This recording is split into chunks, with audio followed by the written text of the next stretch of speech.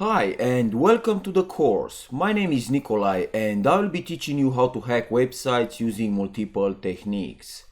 Now the course is designed to take you from scratch with no previous knowledge about web security or hacking. So let's see what I'm going to cover during the course. First we'll begin by exploring the basics of World Wide Web and how HTTP protocol works using Wireshark, which is a network protocol analyzer.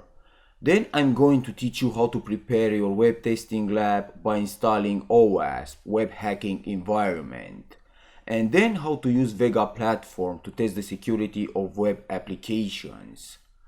Once done with that, I will move to SQL injection. In this part, you will learn how to bypass login forms and how to write SQL queries to find databases, tables, and sensitive information, such as usernames and passwords. I'm also going to show you how to use SQL map and how to prevent your site from SQL injection. Then I will show you how to hack WordPress sites using WP Scan, which is a security scanner that helps you to find security weaknesses within WordPress installations.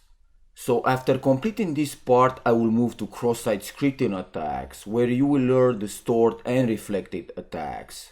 You will also learn how to take full control over the victim machine using Beef Framework and Weavly. And lastly, I'm going to cover some social engineering attacks, like cross-site request forgery and phishing.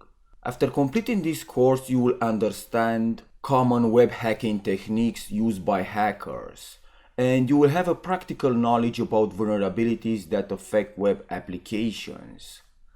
Now, please remember that all information exposed in this course is for educational purpose and shall only be used to expand knowledge and not for causing malicious or damaging attacks. Okay, so now let's see who is this course for. This course is for beginners or anyone who wants to learn about web application hacking.